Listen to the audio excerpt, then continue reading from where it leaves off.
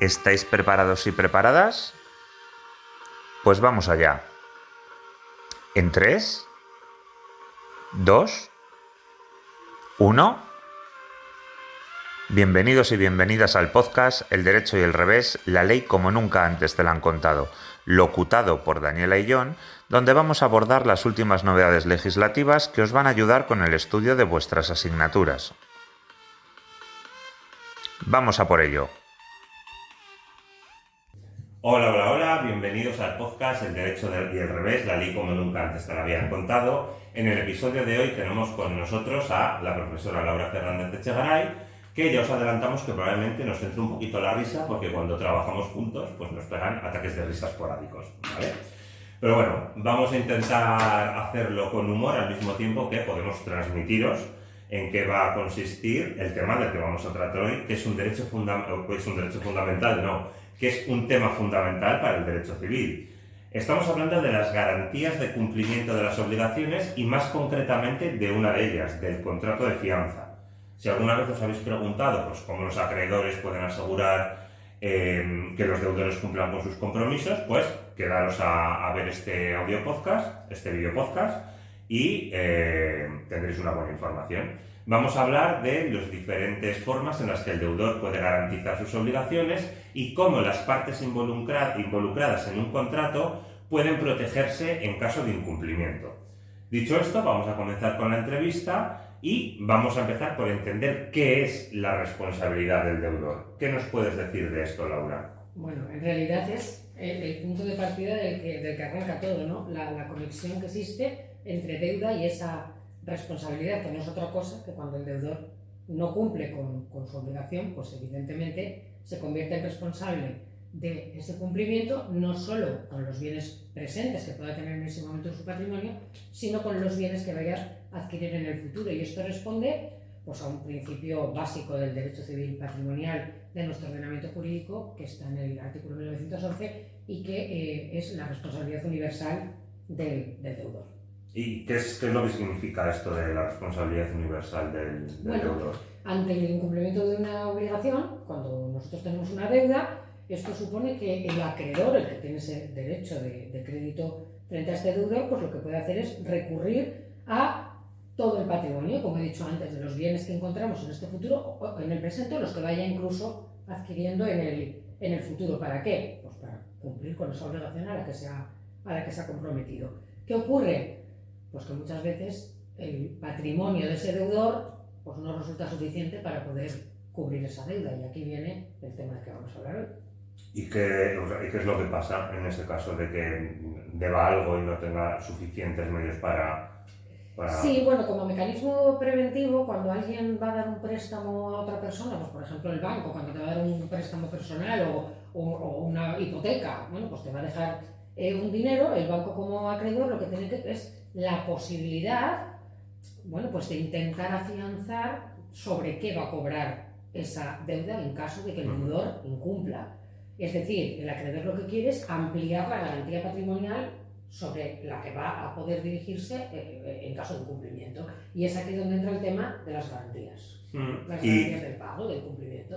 Y hablando de garantías, pues, o sea, ¿qué tipo de garantías hay o qué es esto de las garantías? A ver, las garantías del cumplimiento de una obligación son unos mecanismos legales que lo que hace es reforzar, como he dicho antes, la posición de ese acreedor. ¿Para qué? Para asegurar el pago o tener mayor campo de actuación en el caso de que el deudor al que le he dejado el dinero, pues llegue un momento que no me paga. Si él no tiene, como hemos dicho antes, un patrimonio suficiente, la garantía lo que va a intentar hacer es poder, bueno, pues hacerse con ese cumplimiento de pago, bien sobre algún bien de aquel deudor, bien con la ayuda de otra persona. Entonces esto es, bueno, pues si me preguntas tipos de garantías, pues las garantías reales que van sobre una cosa, bueno, pues si tú me dejas un dinero para comprar una casa y no pago, pues las garantizas sobre la propia casa, la garantía real es sobre un bien.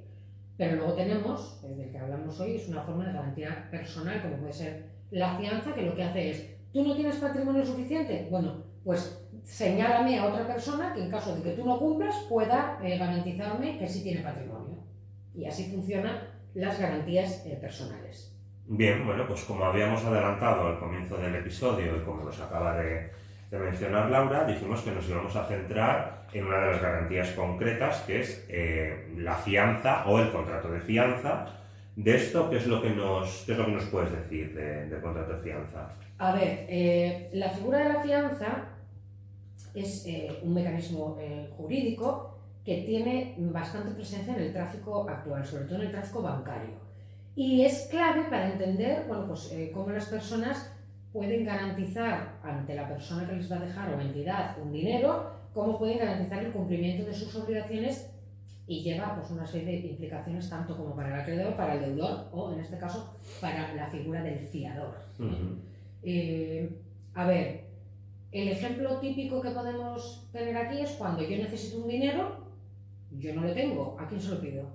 Al banco. Al banco. Pues yo voy al banco y el banco no va a llegar y va a decir, mira Laura, ¿qué quieres? Pues yo quiero 25.000 euros para comprarme un coche. Pues toma, no hay problema. No, me va a pedir una garantía. ¿Qué contrato tienes de trabajo? ¿Qué patrimonio tienes? ¿Sobre qué te puedo ejecutar si no pagas voluntariamente? Y el problema puede ser que yo no tenga garantías reales, que no tenga un inmueble sobre el que afianzar mi impago, etc. Que no sea suficiente con... Claro, con mi eso que patrimonio está no es pidiendo. suficiente y el acreedor lo que buscaba, como decíamos antes, es garantizarse una ampliación de patrimonio para el caso de que yo no cumpla.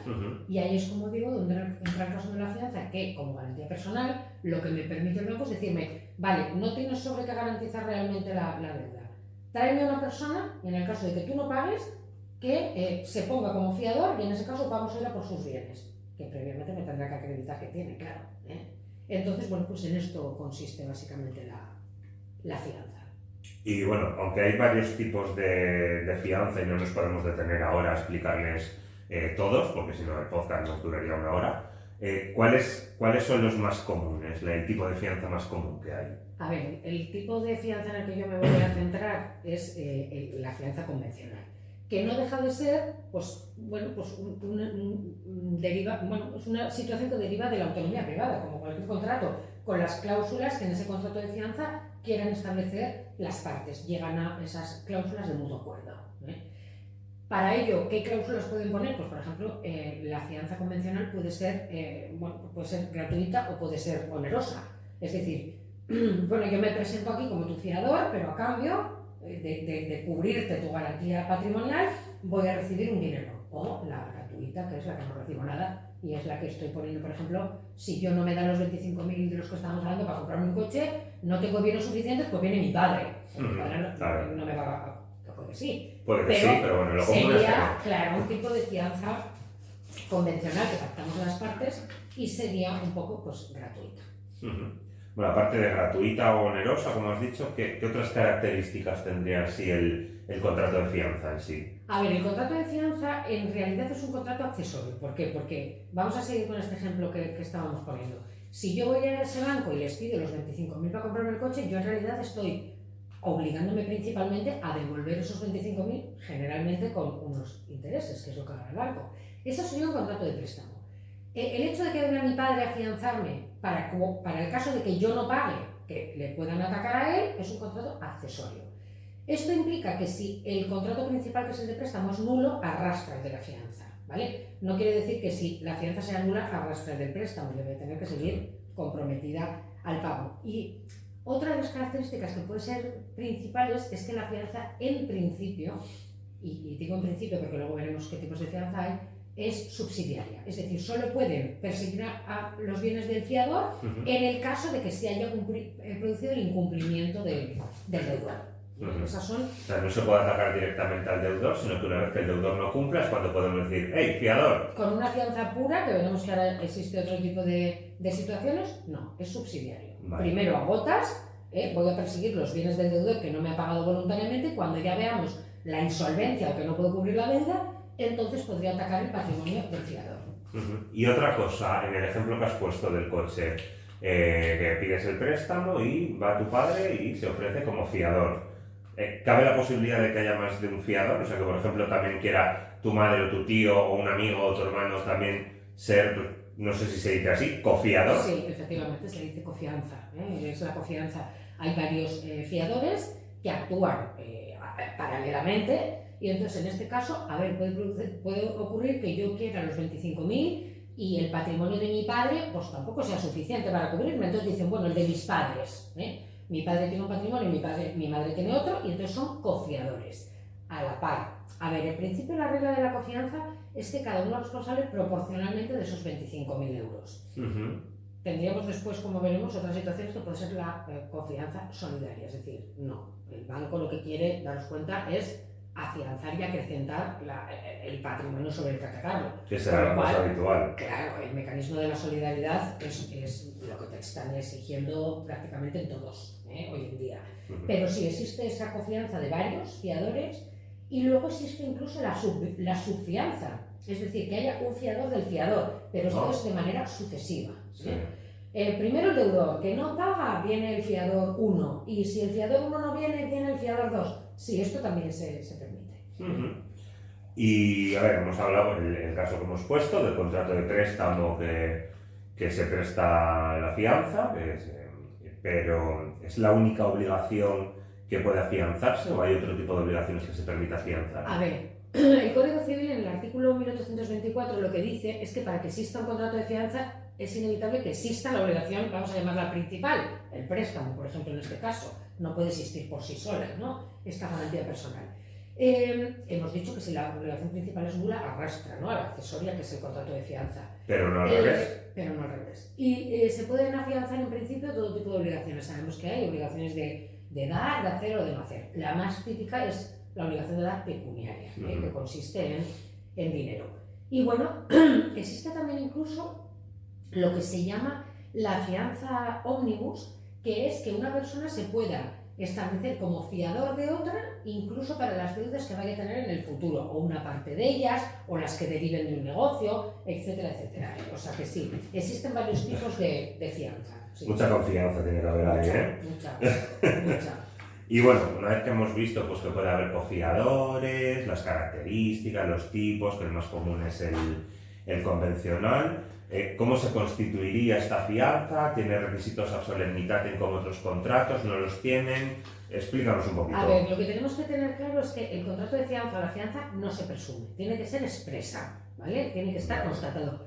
Ahora bien, sí es verdad que no es un contrato formal, sino que es un contrato consensual, se perfecciona por el mero consentimiento de las partes y, bueno, pues en principio, ¿podemos decir que puede ser verbal y escrita? Sí, yo ya te digo que debiendo exigirse que sea expresa, lo que se hace es hacerlo por escrito, aunque no sea formal, pero se hace por escrito.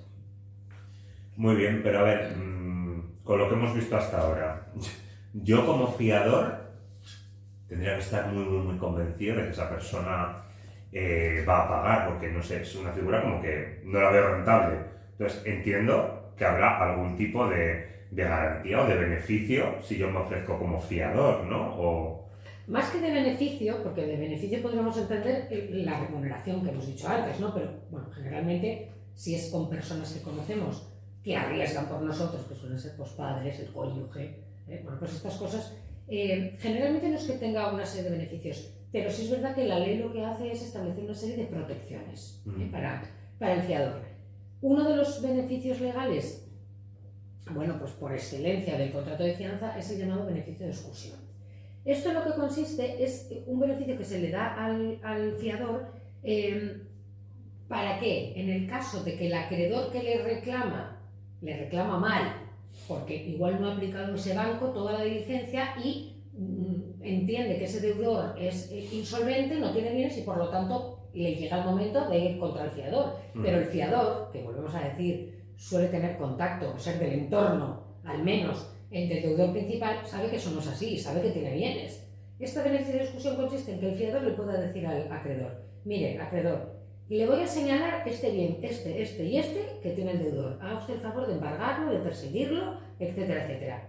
Y además de esto, en el caso de que aún así el banco no aplique esa diligencia y no consiga ejecutar o embargar esos bienes, al fiador, en el momento que le llegue su turno, lo que va a poder es descontar el valor de esos bienes que ha señalado y que por mala praxis el banco no ha sabido ejecutar. Y esa sería la única protección, hemos dicho, que tendría ese beneficio de exclusión. Se me ocurre también una protección que se le da al fiador frente al otro fiador. Hemos dicho antes que podía haber la confianza, ¿no? Sí. Mi padre y mi madre. Bueno, pues aquí hemos dicho que en un principio, cada uno es responsable proporcionalmente de su parte de la deuda. Sí. ¿Qué pasa? Pues que puede que el banco le reclame directamente a uno de los fiadores, por ejemplo, toda la deuda a mi padre. Existe el llamado beneficio de división, que lo que viene a decir es que el fiador le puede decir, oiga, a mí no me exija por más parte de la deuda que me corresponde. Eso tampoco lo han escuchado hacer los bancos. Claro, planteo el beneficio de división y haga usted el favor de reclamarle al otro cofiador la parte que le corresponde. Ahora bien, si en el caso de esa reclamación por parte del banco el fiador no plantea este beneficio de división, tiene que pagar todo. Y luego ya por detrás, en una relación interna, podrá reclamarle el reembolso de la parte correspondiente, en este caso mi padre y mi madre, ¿no? como otro fiador. Aquí el problema va a venir siempre en el caso de que los bancos hoy en día, para concederte ese préstamo cuando te permiten poner un fiador, lo que van a exigir en el 90% de los casos es la responsabilidad solidaria. Y ojo, no solidaria entre los cofiadores. Mi padre y mi madre les van a exigir que se obliguen como fiadores de manera solidaria. De esta manera el banco, cuando le llegue el momento de reclamar al fiador, va a poder ir contra cualquiera de los dos indistintamente. Es más, para darte simplemente la posibilidad de hacer un contrato de fianza y darte el préstamo, te van a exigir que la propia fianza sea solidaria. ¿Qué quiere decir esto? Solidaria entre el deudor y el fiador o incluso con los cofiadores. ¿Qué implica esto? Que perdemos la subsidiariedad. El banco te dice, toma, 25.000, quiero que os obligues de manera solidaria. Y en ese momento del impago puedo acudir directamente a atacar o a reclamar la deuda a cualquiera, al deudor o a los fiadores, de manera indistinta. Entonces, este es el problema que tiene hoy en día este beneficio de exclusión, que si lo hago de manera solidaria, el artículo concretamente creo que es el artículo 831 del Código Civil dice cuando no se da ese beneficio de exclusión y se da precisamente en las fianzas solidarias. Y luego, otro de los requisitos donde ese artículo indica que no tendrá lugar el beneficio de exclusión como protección del fiador es precisamente cuando en el momento de realizar esa fianza le manden renunciar. Y esto es lo que ocurre. Te dan dos soluciones. O te doy la fianza pero solidaria con el deudor, o si no hay solidaridad y bueno, pues es subsidiaria, vas a renunciar al beneficio de exclusión. Y esto es lo que hay en el 100% de los casos. Entonces, esos serían, digamos, los mecanismos de protección que tendría el fiador, ¿o hay algún otro? Sí, bueno, existe otro mecanismo que consiste en cuando el fiador, imagínate mi padre, que me ha fiado frente al banco de esos 25.000 euros, ve que yo me estoy dando la vida padre y que estoy sacando bienes de mi patrimonio y que estoy siendo tendente a la insolvencia. Estoy de una manera clara y evidente, estoy buscando que le persigan a él. O sea, que ya se acuerde que no... Sí, no con intención, pero que, bueno, pues que están viendo que el resultado va a ser que van en contra de él. Antes de eso, antes de que incluso llegue el momento de reclamarle a él, lo que puede hacer es intentar retirarse de la fianza. Si es verdad que va a llegar o va a tener que llegar a un acuerdo con el banco. El banco, pues como es evidente, va a decir, a ver, no, usted no se quita, a no ser que me ofrezca otro tipo de garantía. Entonces ahí le van a permitir retirarse. Esto es un poco complicado y ya te digo que es cuando ven el riesgo inminente de que la fianza va a ejecutarse. Porque el deudor, por su comportamiento, está siendo tendente a la insolvencia. Bien, entonces tendríamos, hemos dicho, el beneficio de exclusión, el beneficio de división, sí, frente al cofiador, y esta posibilidad ante el riesgo de incumplimiento de poder llegar a un acuerdo. Anticipado, incumplimiento anticipado. Ya estamos viendo que los actos van a derivar en lo que es, en un incumplimiento del pago. Bueno, bien, oye. Bueno, pues llegados a este punto, a ver, ya hemos hablado de la fianza, de que puede haber cofiadores, las características, beneficios, protección y demás.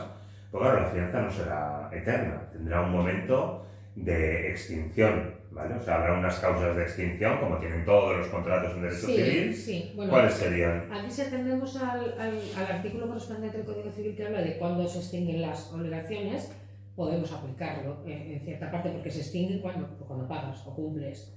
Se pueden extinguir también por una innovación, por una compensación, por una confusión de deudas, etc. Lo que sí tenemos que tener en cuenta es que, por ejemplo, la fianza no se va a extinguir tampoco por muerte del fiador. ¿No? No, esta obligación, a ver, nos tenemos que dar cuenta que el fiador en realidad se está obligando y por lo tanto es deudor del acreedor. Sí, sí. Sea principalmente con el deudor, si es solidaria, o sea, bueno, pues subsidiariamente, pero es un deudor frente al... O sea que si el fiador fallece y sus herederos aceptan la herencia, estarían aceptando asumiendo también... la responsabilidad de su fianza frente a aquel deudor principal, sí, claro. No, pues me es algo a tener en cuenta. Así es, sí, sí. Y luego, muy importante, hay un caso, es que si el acreedor le ofrece al deudor una prórroga de pago y no se la comunica al fiador, en ese caso el fiador va a poder quedar liberado de la fianza. Ah, mira. Sí. Porque No se da mucho, pero bueno, hay que saberlo. Sí. Es un caso... Bueno, eso los bancos ya se lo sabrán el delito para no perder la fianza. Sí, es como que le mantienen al margen de lo que está haciendo el deudor, y en realidad hay que tener en cuenta que el fiador es una parte interesada. Claro, un deudor más. Claro, entonces tiene que estar informado de las situaciones. A ver, si le está dando un plazo de prórroga, tendré que saberlo, ¿eh? Y claro, ya si estamos en un plazo de prórroga, quiere decir que ya no está cumpliendo. Con lo cual puede llegar un momento en que el fiador diga, mira, yo me libero y me retiro. Y el Código Civil se lo permite. Vale, entonces, a ver, que me queda muy claro. Si yo al final decido ser fiador de alguien y ese alguien no paga y yo tengo que soltar la pasta y tucu, O tus bienes. o mis bienes, claro, si no puedo haber puesto sin bien. Claro. ¿Lo voy a poder recuperar de alguna manera o esto va a ser a fondo perdido? A lo loco. No, sí. Uno de los efectos y consecuencias del contrato de fianza es que el fiador tiene evidentemente derecho a exigir el reembolso de lo que ha abonado en nombre del deudor, que es el deudor principal, ¿no? El responsable. Hablábamos antes de responsabilidad y deuda. En realidad, lo que hace el fiador cuando abona es subrogarse en todos los derechos que tenía el acreedor. Imagínate, mi padre, que paga por mí los 25.000 euros, se va a colocar en el mismo lugar que tenía el banco. Y entonces, bueno, pues va a poder ejercitar el derecho como si la deuda se empezara a tratar desde el principio. Con lo cual va a poder pedirme en tribunales que yo le abone lo que ha abonado por mí. Está claro, ¿eh? Muy bien, bueno, pues vamos a ir terminando poco a poco porque, digo, se nos alarga demasiado el episodio. ¿Qué nos podrías decir así como conclusión, como colorario? A ver, la fianza es una figura jurídica que resulta útil para garantizar el pago de obligaciones, pero no olvidemos que conlleva riesgos y conlleva responsabilidades para el deudor, para el acreedor, para el fiador. Y aquí yo creo que hay que aplicar la cabeza, saber a quién se fía y sobre todo el tener en cuenta que si nosotros confiamos en alguien y ponemos nuestro patrimonio a su servicio, es que puede que nos quedemos sin él. Entonces, a ver, hay que aplicar la seguridad. Estábamos hablando antes de un padre que fía o afianza a su hijo o una madre. Bien, ¿cuántas veces hemos visto de una persona que va a poner un negocio y pone, en este caso no garantía personal, sino garantía real, la casa de sus padres y se queda sin casa porque se la tiene que pagar? Sí. Amar el negocio y se la... Pues en este caso hay que tener mucho cuidado. Y a la gente joven yo le aviso, cuando tengan esta pérdida de amor de es mi novio o estoy mi novia y es maravilloso, que no vayan a ponerse de fiadores cuando compran una moto, porque probablemente acaben pagando el pato durante meses, vayan a ser embargados y esta persona ha desaparecido de sus vidas. Entonces, para afianzar hay que tener en cuenta, es una relación absolutamente de confianza. Hay que tener en cuenta que es una relación de confianza. Yo diría padres, hijos, poco más, ¿eh? Hermanos, bueno, pues no sé qué decirte. Depende, ¿eh? Pero que sepamos y seamos conscientes de que nos estamos convirtiendo en deudores por ayudar a alguien en realidad, ¿vale? Y eso que no lo olvidemos, ¿eh? Esa es la moraleja que yo puedo mandar a los oyentes o a la gente que está viendo este podcast. Muy bien, pues hasta aquí habría sido el episodio de hoy. Hemos conseguido no reírnos, ha sido un gran esfuerzo porque hay muchas tomas falsas. Hay muchas tomas falsas de ataques de risa que hemos tenido que parar a tomar un café y pensábamos que no lo podíamos hacer hoy porque no nos salía bien. Bueno, esperemos que por lo menos os haya sido útil, yo creo que sí, que hayáis entendido perfectamente el concepto de fianza y que os ayude a estudiarlo para la materia correspondiente en Civil 1. Muchas gracias, Laura. Con vosotros. Nos vemos en el siguiente episodio. Chao, chao.